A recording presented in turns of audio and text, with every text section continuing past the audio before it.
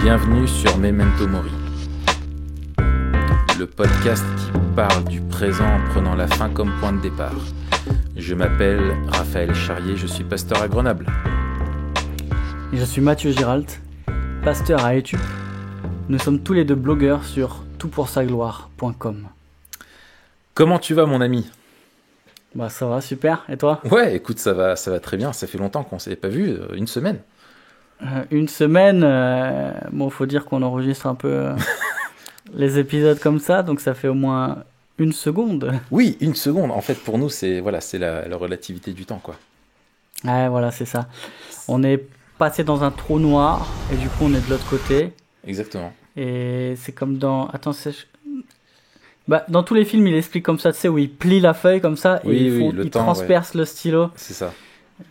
Je crois que la dernière fois, c'était dans Strange Things, où il expliquait comme ça, non ? Alors, non, dans Gravity. Je me rappelle plus. Ok, merci. Bon. Mathieu. Là, bon. Ça, c'est de l'intro. Yes. Non, on se disait quand la dernière fois, on avait parlé du polar. Ouais. Et puis, hors antenne, je te disais, on et attends, ça fait super classe de dire ça hors antenne. C'est comme les mecs qui à la radio, tu sais, oui, on a continué hors antenne et tout. Excellent. Hors antenne. Ouais, je te disais, on partageait quelques films là qui nous avaient marqué. Ouais. Bon, l'épisode était déjà long, donc on n'a pas voulu rajouter. Ouais. Mais il y en a que j'aime bien, moi, c'est Batman. Ouais, le personnage est excellent. Le personnage est excellent et même l'approche, tu vois, souvent on le met dans les super-héros. Ouais. Et mais il est dark. Franchement, il est non seulement il est dark, en plus il a pas vraiment de pouvoir en soi. C'est l'argent son pouvoir. C'est vraiment le mec qui veut se venger. Ouais. Et c'est un justicier en fait. C'est un justicier, exactement. C'est pas un héros, c'est un justicier. Il veut pas être héros et souvent même on le voit comme un méchant. Les gens le prennent pour un méchant et souvent lui il a pas de problème à franchir la ligne quoi. Contrairement à d'autres. Moi ce qui m'avait fait kiffer, l'idée c'était dans Batman versus Superman.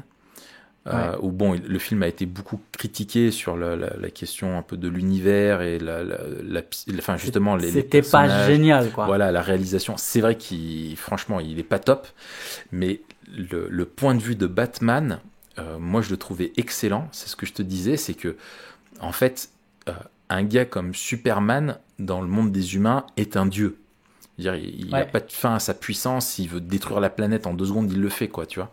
Enfin, il y a juste le petit machin, c'est la kryptonite. Ouais, la kryptonite, ouais. Il faut pas de suppôt à la kryptonite. Mais ça pousse pas partout. Ouais, voilà, ça pousse pas partout.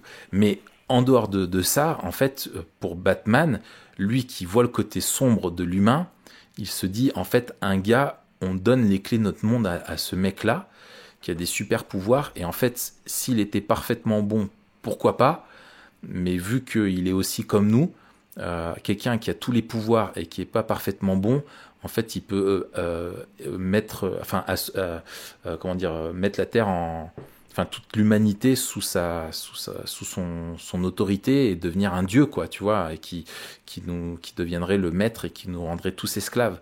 Et lui, du coup, ça lui fait flipper et son devoir à lui, il se met ça, c'est d'arriver à le détruire alors qu'il est beaucoup moins fort, quoi.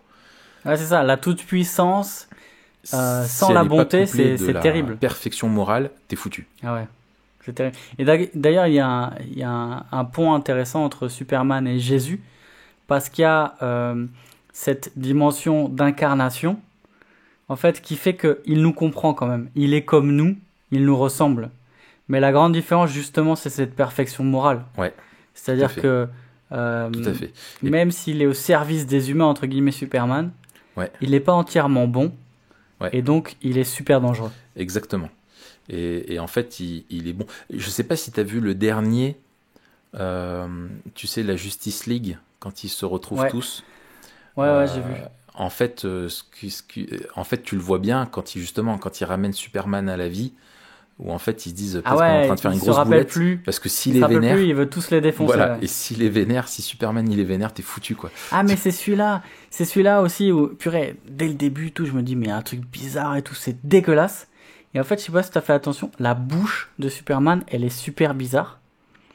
En fait, ils ont il devait retourner des scènes du film. Ouais. L'acteur qui joue Superman était en train de tourner un autre film. Et pour ce film-là, le mec avait une moustache. et la prod a dit, il est hors de question Superman à moustache, oh l'angoisse. que le mec se coupe la moustache. Et oui. Du coup, ils ont retourné les scènes avec lui qui a la moustache. Ouais. Et ils ont fait une incruste de sa bouche sans moustache en post-prod. Oh purée. Ce qui donne des trucs très très dégueulasses et qui a donné plein de trucs très drôles sur Twitter et plein de mèmes. Ah ouais, oh purée. T'as pas fait gaffe à ça? Ah non, en fait, je l'ai vu en location à la suite, je l'ai pas vu au cinéma, un peu en décalage, donc j'ai pas... Si tu tapes moustache Superman ou moustache Justice League, tu vas voir ce truc-là, qui était improbable. Ça aurait été super badass d'avoir Superman avec une belle moustache, comme la tienne. Ah non, parce qu'il a vraiment une moustache, pour le coup, un peu paysan, quoi. Tu vois? Ça aurait été énorme. Énormissime. Énormissime. Ah, trop bien. Ok, cette semaine, moi, je voulais qu'on parle d'une doctrine, qu'on aborde un sujet apparemment plus directement, un peu plus théologique que les autres, parce que tous les sujets qu'on aborde sont théologiques. Tout est théologie dans la vie. Tout est théologie, hein, exactement. Mais justement, je voulais qu'on parle d'une doctrine qu'on appelle la grâce commune. Yes. Alors Matt, peut-être, je pense qu'il faut commencer par de la définition. En tant que bon pédagogue, tu sais ça. Comment est-ce que tu définis la grâce commune? Ouais. Alors, la grâce commune, souvent pas on oppose, mais on distingue. Ouais. La grâce commune de la grâce spéciale. Ouais, ça c'est la important. grâce spéciale, c'est la grâce en vertu de laquelle Dieu sauve les êtres humains qu'il choisit de leurs péchés. Ouais. Ok, ça c'est la grâce spéciale. Et la grâce commune, c'est cette partie de la grâce de Dieu au nom de laquelle il accorde ses bénédictions aux humains, à tous les humains. Voilà. Et c'est toujours la dimension de la grâce, puisque c'est une manifestation de la bonté de Dieu que les humains ne méritent pas, mais on la distingue de la grâce qui sauve, parce que cette grâce-là n'aboutit pas au salut. Cette grâce-là, elle est destinée à tous, et qu'elle... voilà, il y a des points communs entre les deux, peut-être on en parlera tout à l'heure, entre la grâce spéciale et la grâce commune, notamment sur l'œuvre de Christ, la grâce en général de Dieu est le fruit de l'œuvre rédemptrice de Christ, mais ces effets ne sont pas les mêmes suivant qu'on parle de la grâce commune ou de la grâce spéciale. Je sais pas si j'étais clair. Ouais, écoute, moi ça c'est clair. En fait, c'est la... Ouais, non, ce que tu as dit, j'ai pas besoin de reformuler, c'est très bien dit. Hein. C'est vraiment les bontés que Dieu déverse envers tous les hommes, mais pas qui exclut un petit peu la notion de salut, mais qui est un peu tout le reste, quoi. Tout ce que la bonté de Dieu qu'il manifeste envers tous les hommes, indépendamment de la question du salut. D'accord. Toi, quand est-ce que tu as découvert cette notion? Enfin, quand est-ce qu'elle t'a impacté, tu vois? C'était quand j'ai voulu creuser la question de la théologie de la culture. Pas celle de la vague? Indirectement, celle de la vague. Hein. J'ai expliqué mon parcours dans le premier épisode. Et c'est vrai que j'ai toujours eu cette sensibilité pour l'art la culture, et la culture en général. Et du coup, quand j'ai commencé à creuser un peu et à lire là-dessus, il y a toujours cette notion de la grâce commune qui revenait. Ouais. Et quand j'ai aussi creusé la question de la vision biblique du monde, il y a cette notion de grâce commune qui revenait, soit chez les écrits de théologiens réformés comme Calvin par exemple, ou Berkhof, ou Kuyper. Ouais. Abraham Kuyper, célèbre théologien des Pays-Bas, dans la tradition calviniste qui a une énorme influence. Ouais, c'est le master de ça, quoi. Ouais. Sur la théologie de la culture. Ouais. Et puis après, plus directement, plus près de nous, Tim Keller en parle beaucoup. Oui. Il parle beaucoup de la culture, il s'intéresse beaucoup à la culture. Et j'aime bien une citation de Keller que je citais dans un podcast là sur la musique justement, et qui disait faut prendre en compte la dimension de la grâce commune, parce que cette dimension de la grâce commune et de la création en image de Dieu nous rappelle que les êtres humains ne sont pas aussi mauvais que le péché ne pourrait les rendre. C'est ça. Et donc que Dieu, dans sa grâce, restreint le péché et permet que le péché n'atteigne pas le maximum de ce qu'il pourrait atteindre. C'est-à-dire qu'on est totalement dépravé, totalement corrompu. Tous les aspects du monde et de notre existence sont entachés du péché, mais pas complètement. Ouais.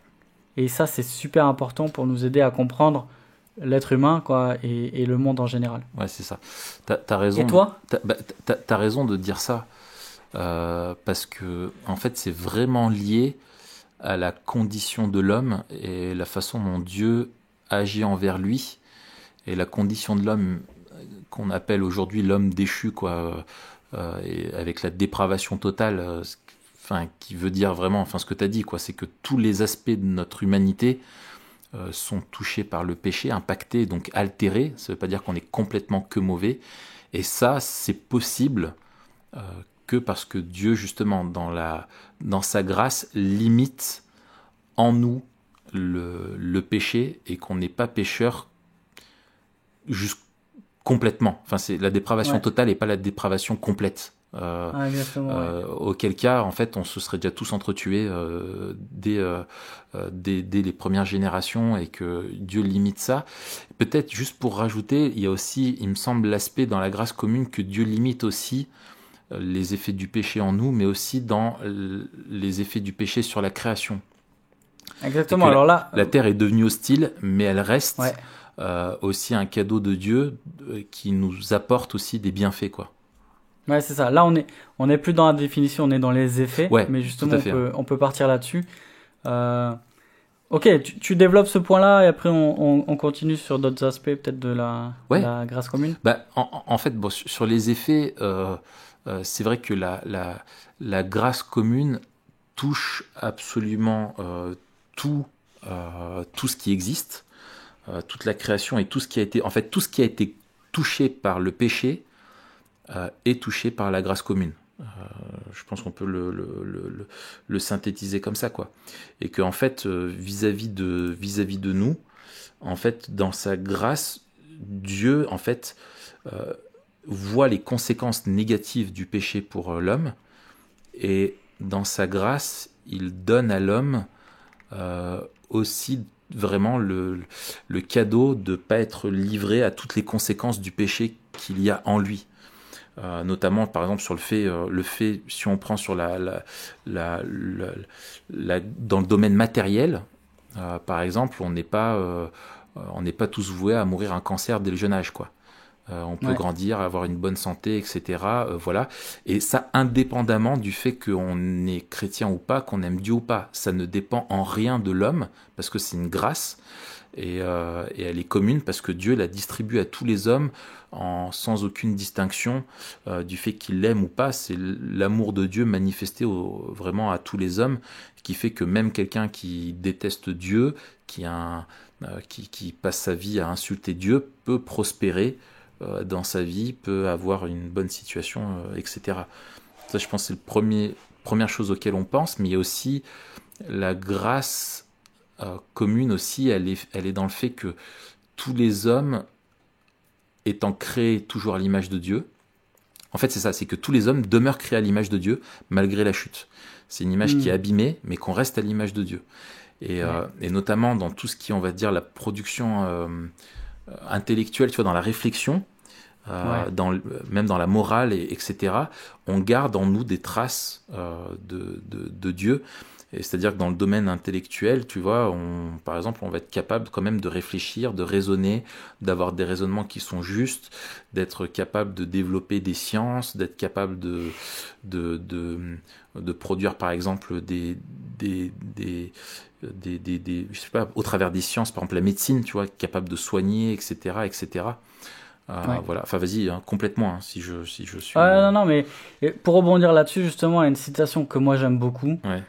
Qui traite de cet aspect-là, de Calvin dans l'Institution chrétienne, dans le livre 2, chapitre 2.15, il dit Ouais. « Lorsque nous discernons chez les écrivains païens une admirable lumière de vérité, nous sommes exhortés à reconnaître que la nature humaine, bien que déchue de sa perfection et très corrompue, est cependant comblée de nombreux dons de Dieu. Exactement. Si nous admettons que l'Esprit de Dieu est comme la fontaine unique de vérité, nous ne mépriserons pas la vérité où qu'elle apparaisse. Autrement, nous ferions injure à l'Esprit de Dieu. Sous-estimer les dons de l'Esprit revient à mépriser et humilier l'Esprit. » Et Calvin, dans la pensée de la culture, nous rappelle que dans le domaine intellectuel, dans le domaine artistique, la créativité et la beauté sont aussi des dons que Dieu fait aux hommes et qui font partie de sa grâce commune. C'est ça. Ça découle en fait des attributs de Dieu. En fait, c'est ça. C'est en fait, c'est à la croisée. En fait, c'est une doctrine qui est vraiment liée à d'autres doctrines, notamment sur la question de la personne de Dieu et de ce qu'on appelle ses attributs, ses qualités. C'est que Dieu étant la vérité est la source de toute vérité. C'est-à-dire que nous, on est créé à son image et que du coup, Dieu nous a transmis, nous a communiqué ces attributs-là et qu'en fait, on peut rechercher la vérité parce que Dieu est la vérité et en fait, toute connaissance vient du fait qu'on a été créé à l'image de Dieu qui, lui, connaît toutes choses et nous a rendus capables de connaître des choses.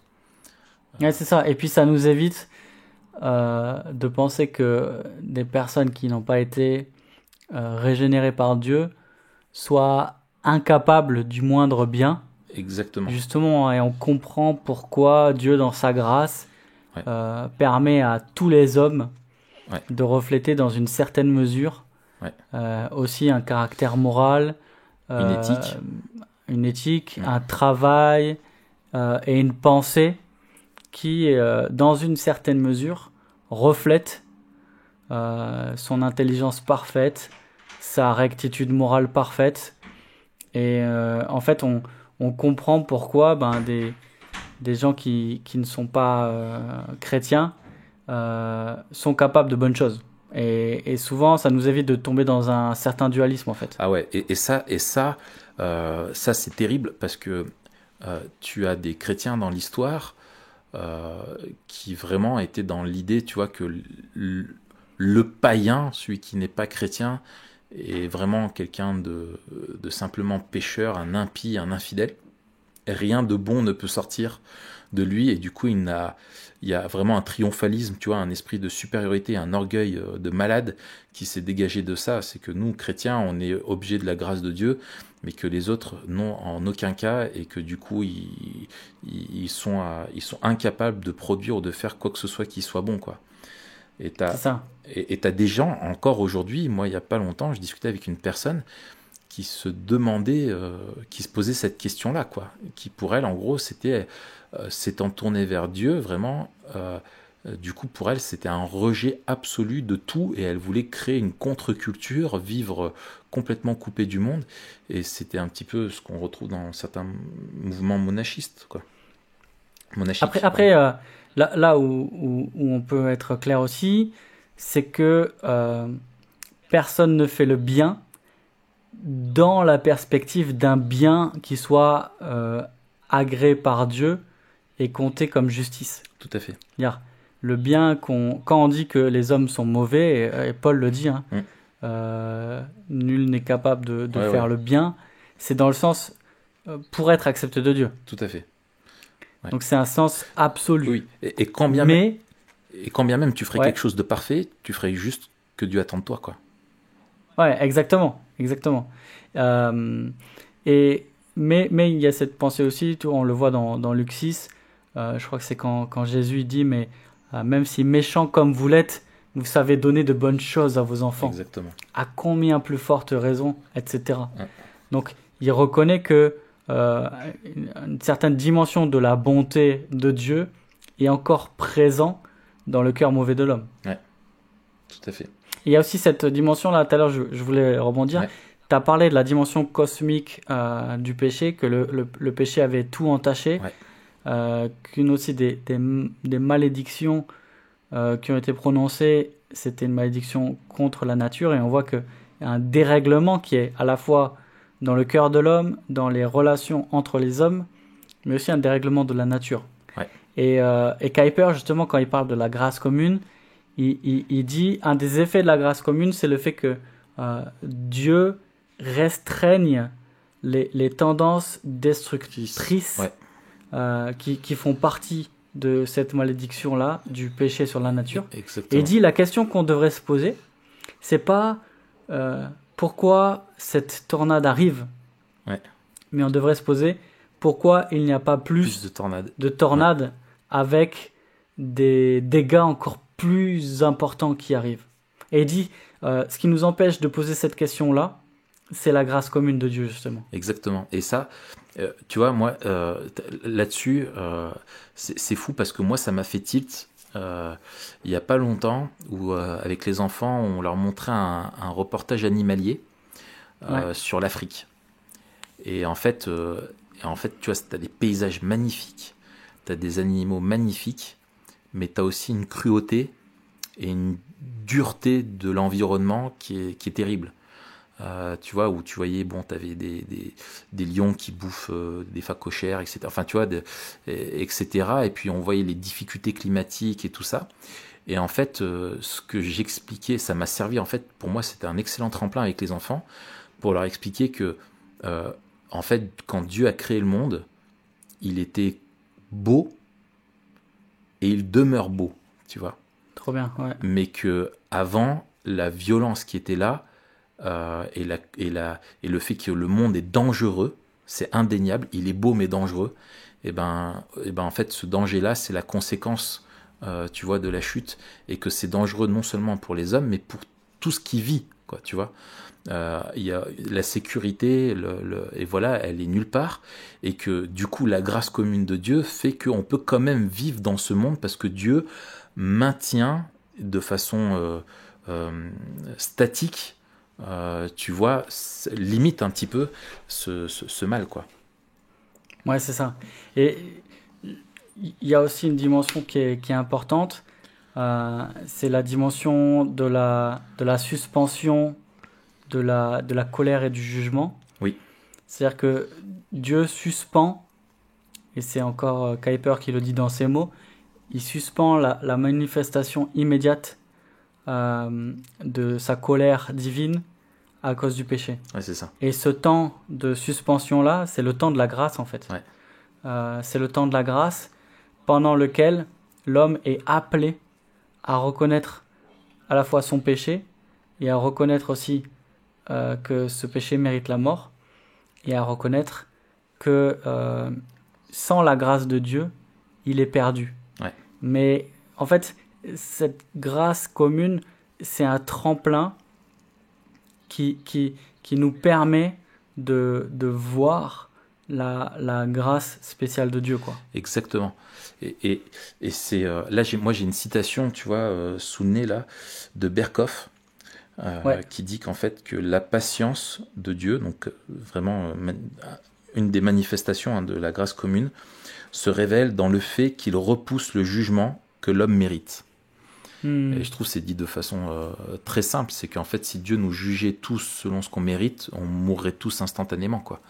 Exactement. Et que le fait que le pécheur puisse demeurer en vie, et même pas simplement que survivre, mais vivre et prospérer, c'est vraiment la patience de Dieu, un des effets, une des manifestations de la grâce commune. Et ce que je voudrais rajouter, moi, là-dessus, Matt, c'est que, en fait, dans la grâce commune, il y a aussi la révélation de Dieu, la révélation générale, ce qu'on appelle... pareil, pour la révélation, en fait, on parle de révélation générale et de révélation spéciale. Et il y a un parallèle, je trouve, c'est-à-dire que dans la révélation générale, on parle du fait de la façon dont Dieu se révèle à tous les hommes au travers essentiellement de deux choses. La première, c'est la création, comme témoignage, c'est-à-dire si tu as une œuvre d'art, tu as un peintre derrière, tu vois. Et là, en fait, la Terre étant un effet, elle a une cause, et quelque chose de merveilleux et d'ordonné, et tout ça, ça nous témoigne qu'il y a un Dieu qui est tout-puissant derrière, et c'est un témoignage qui est donné à tous les hommes. Et l'autre chose, c'est la conscience que Dieu a donné. Ça, Paul en parle dans Romains 1 et 2, du témoignage de la création et du témoignage de la conscience en nous, qui tantôt nous accuse, enfin voilà, c'est le fait qu'on est des êtres moraux, c'est quelque chose qui se révèle à nous, et aussi le fait que, étant créé à l'image de Dieu, malgré la chute, et ça c'est dans l'Ecclésiaste, le fait qu'on reste avec cette pensée de l'éternité, cette question du sens de la vie, d'où on vient, d'où on va, et le fait qu'il y a quelque chose qui transcende tout ce monde matériel-là, et qu'il y a un monde spirituel qui nous dépasse, quoi. Et ça, c'est un cadeau que Dieu fait à tous les hommes, et c'est bien pour ça que Paul dit que finalement aucun homme pourrait se dire en fait devant Dieu qu'il n'a pas à être jugé, parce que Dieu lui a donné la création, la conscience, le fait, cette pensée de l'éternité là, et qui fait qu'en fait Dieu se révèle aussi. On a besoin d'une révélation plus particulière, qui est celle des Écritures et qui nous révèle Christ, mais que Dieu se révèle déjà, et au travers de ces choses-là, et que ça devrait pousser tous les hommes à se dire, mais le mal qui est en moi, qu'est-ce que j'en fais, ce Dieu qui m'a créé, quelle est sa place dans ma vie, qu'est-ce qu'il attend de moi, etc., etc. Tu vois ce que je veux dire? Ah, absolument. Et puis je repensais quand tu parlais de Romains 1 et 2. Dans Romains 2, je crois que c'est Romains 2, 4, où il dit, alors je cite de mémoire, que la bonté de Dieu devrait pousser les hommes à la repentance. Exactement. Exactement. Et donc tu as raison de faire ce lien entre révélation générale et révélation spéciale. La révélation générale, elle nous permet de comprendre que Dieu existe, qu'il est Dieu, qu'il est puissant, manifeste sa divinité, sa puissance dans sa création. Elle est nécessaire pour savoir qu'il est là, mais elle ne peut pas sauver. Elle est juste, elle condamne juste l'homme en fait, qui ne se tourne pas vers Dieu, parce qu'il a les lumières nécessaires pour se tourner vers lui. Et la grâce commune, en fait, fonctionne aussi comme ça. C'est-à-dire que la bonté de Dieu, elle pousse et elle pointe vers la grâce spéciale, mais la grâce commune ne sauve pas, quoi. La grâce spéciale reste nécessaire pour le salut de l'être humain. Exactement. La révélation et la grâce générale nous poussent vers la grâce spécifique et la révélation spécifique, quoi. Il y a un parallèle, je trouve, qui est beau entre les deux. Ouais. Est-ce qu'il y a d'autres aspects pratiques qui te viennent à l'idée? Moi, j'en ai un, peut-être je commence avec ça.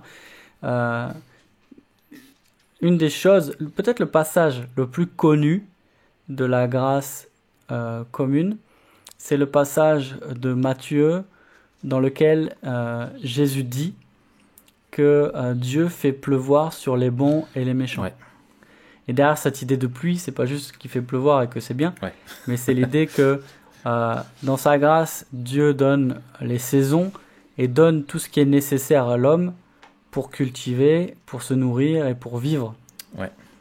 Et Jésus se sert de ça en fait dans un aspect très pratique. Il n'est pas juste en train de leur dire voyez, il faut réfléchir à la grâce commune de Dieu, etc. Mais il dit Dieu fait du bien aux bons et aux méchants, et derrière l'application pratique, c'est quoi? C'est qu'il faut aimer nos ennemis et bénir ceux qui nous maudissent. De la même manière que Dieu fait du bien aussi. Bénit à ceux qui ne l'aiment pas, ceux qui sont en état de rébellion avec Dieu, et ceux qui le maudissent. La même manière, nous, on devrait avoir le même comportement, la même attitude envers nos ennemis. Ça tu as raison, parce que c'est bien que tu soulignes ça, parce que la grâce générale nous rappelle ça, quoi. C'est que Dieu nous traite comme coupables de notre péché, et pour ça il y a besoin de la grâce offerte par la croix, mais Dieu nous voit aussi comme des victimes dans son amour, tu vois, et ne nous traite pas et ne nous livre pas totalement aux conséquences, et du coup veille aussi sur le méchant. Et c'est ça notre modèle aussi dans notre comportement social, donc il y a une implication très pratique, c'est excellent. Ouais. Ah, c'est cool. Donc on a un peu mélangé, on a déjà parlé aussi des implications dans la culture, dans notre compréhension des domaines artistiques, intellectuels, éthiques. Ouais. On parlait, c'était la semaine dernière, on parlait des polars, je crois, c'était la semaine dernière. Ouais. Ben, typiquement, c'est parce qu'il y a la grâce commune que on a pu instaurer un système judiciaire qui, même s'il est imparfait, fait écho à la justice de Dieu. Ouais, et c'est pour ça que Dieu nous invite à respecter les magistrats, à respecter la loi, et à ne pas craindre la loi parce qu'elle est censée, justement, punir le mal. Ouais. Et ça, c'est en vertu, encore une fois, de la grâce commune de Dieu. C'est ça. C'est-à-dire que dans sa grâce, Dieu permet non seulement que le péché ne corrompe pas tout complètement, mais aussi il permet que les restes de l'image de Dieu en nous nous donnent un sentiment et un pouvoir de justice qui est, même s'il est limité, il est réel. Tout à fait. Même si la justice n'est pas parfaite, elle est quand même réelle, elle est quand même là. Ouais. Et ça, purée, quel espoir, quoi. Quel espoir pour nous, hein. Ça, c'est excellent. Excellent. Moi, il y a un autre truc, c'est que c'est cette notion, en fait, de don que Dieu fait. Tu vois, il y a des dons qui sont liés à la grâce vraiment particulière, liés au salut. Mais dans la grâce commune, il y a aussi le fait que Dieu donne à tous les hommes, c'est-à-dire il dispense envers tous les hommes de bienfaits, tu vois, de cadeaux. C'est pas juste le fait que Dieu maintient le mal. J'ai relu hier, enfin j'ai parcouru hier vite fait Cornelius Van Til, qui a écrit un bouquin d'apologétique sur c'est en anglais, c'est Common Grace and the Gospel. Ouais. Et donc il cite énormément Kuyper, effectivement, qui est un peu celui qui a beaucoup parlé de ça. Mais lui, dans son point de vue apologétique, il a un axe qui est intéressant, c'est qu'il dit il y a la grâce commune de Dieu, elle est en même temps constante, c'est-à-dire un peu comme un barrage, tu vois, comme on disait, pour limiter les effets du mal, etc. Mais pas que dans ce sens-là, elle est aussi un cadeau que Dieu fait à tous les hommes qui ne méritent pas. Tu vois, et un cadeau d'avoir des capacités, il leur fait de multiples dons, et ça rejoint ce que tu disais dans le fait que Dieu fait pleuvoir sur les justes comme sur les pécheurs, et je trouve que l'autre facette aussi qui est intéressante de ça dans les conséquences pratiques, c'est que le revers de la médaille de la grâce commune, c'est qu'on est dans un monde qui est brisé par le péché, et que en tant que chrétien, on n'est pas exempt de vivre dans ce monde-là, et qu'on n'est pas exempt de souffrir. Et que ça permet aussi de rappeler la grâce commune, que la souffrance qu'on vit dans ce monde n'est pas toujours une conséquence directe du péché. Il y a toujours un lien avec le péché, parce que c'est la conséquence, mais très souvent, on est dans des conséquences indirectes du péché, c'est-à-dire c'est pas parce que tu attrapes un cancer ou un mal de dos ou une douleur intercostale que tu as fait immédiatement, c'est la conséquence d'un acte mauvais que tu as fait, et dans une justice rétributive de Dieu, quoi. Tu as fait ça et automatiquement je te traite comme tu le mérites, mais que simplement on vit dans un monde qui est brisé. Dans ce monde-là, on sait que Dieu limite les effets du péché, mais qu'il y a toujours ces effets qui demeurent présents, et que le juste comme l'injuste peuvent y être victimes, peuvent en être victimes, sans bien sûr que cela échappe au décret bienveillant de Dieu, quoi. Ouais, et puis c'est là aussi l'épisode de la tour de Siloé là, qui tombe sur des gens et qui tue des gens. Et Jésus qui dit, mais croyez-vous qu'ils aient été plus grands pécheurs que vous? Voilà. Mais il pointe vers l'eschatologie. Mais vous de même. Voilà. Il dit, repentez-vous, sinon vous mourrez également. Exactement. Il dit, en fait, tout le monde va mourir. Là, c'est le temps de la grâce, justement, de Dieu. Et cette grâce qu'il fait à chacun nous pousse à la grâce spéciale en pensant à la mort. Et là, c'est le memento mori, en fait. C'est ça. Qui nous fait comprendre la grâce commune et le lien avec la grâce spéciale. Encore peut-être un petit truc que j'ai noté dans Grudem, qui a un chapitre là-dessus, c'est son chapitre 31, que j'ai trouvé intéressant. Il dit « La grâce commune et la grâce spéciale s'influencent mutuellement. » Il dit d'un côté, la grâce commune se répercute sur l'Église et l'enrichit. C'est vrai que l'Église en général, elle est au bénéfice de la grâce commune. Comme tout le monde, même les bâtiments que l'on occupe, ils ont été conçus et construits souvent par des non-chrétiens, mais que Dieu, dans sa grâce, a équipés et qui nous permettent de bien vivre, et ça pour plein de trucs. Pareil pour la musique, etc. Quand on parlera de culture, de musique, on en reparlera. Et il dit d'un autre côté, la grâce spéciale que Dieu accorde à ceux qui sont sauvés augmente les bénédictions de la grâce commune pour ceux qui vivent en dehors de la sphère d'influence de l'Église. Exactement. Il dit de la même manière, ceux qui ont été touchés par Dieu et rachetés par Dieu sont aussi en bénédiction à tous les hommes qui sont au bénéfice de la grâce commune. Et du coup, on voit l'influence mutuelle de la grâce commune envers l'Église et de l'Église et de ceux qui sont bénéfices de la grâce spéciale envers la grâce commune. C'est ça. Et Ventil, tu sais, là-dessus, il dit qu'en fait, c'est ça qui est de la même... Lui, en fait, il fait le même parallèle avec le fait qu'on peut être des instruments. C'est-à-dire que Dieu peut manifester sa grâce commune sans l'intervention de l'homme, mais il se plaît aussi parce que dans tous les cas, Dieu cherche sa propre gloire, et qu'il se plaît aussi à la manifester au travers, en utilisant l'homme comme un instrument.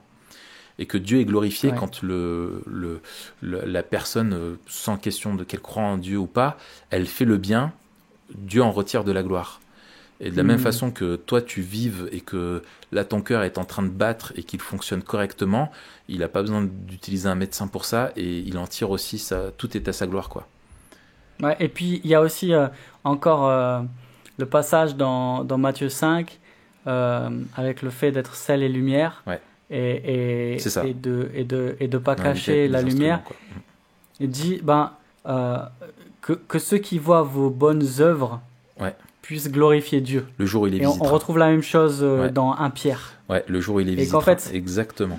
Même des manifestations de la bonté de Dieu dans la sphère de la grâce commune pointent vers la grâce spéciale de Dieu et sa gloire. Et la grâce spéciale te met en lumière la grâce commune. Enfin, moi, par exemple, tu vois, quand je me suis tourné vers Dieu, quand j'ai été sauvé, en fait, je me suis refait le film de ma vie, et j'ai vu le nombre de fois où, tu vois, par exemple, je suis rentré de soirée en bagnole complètement bourré, et je me suis réveillé, garé devant chez moi, étant incapable de savoir comment est-ce que j'avais pris la voiture, tu vois.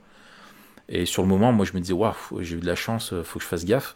Et le jour où Dieu se révèle à toi, tu te dis, attends, mais en fait, Dieu m'a gardé, quoi. Parce que s'il m'avait laissé, s'il m'avait pas protégé, j'aurais cartonné, quoi. Et en fait, c'est ça, moi, c'est quelque chose que j'aime bien, c'est que d'expliquer souvent, en fait, que si Dieu te traitait, il n'y aurait pas de grâce commune si Dieu te traitait directement selon ton péché. Et en fait, comme tu le mérites. Comme tu le mérites, exactement.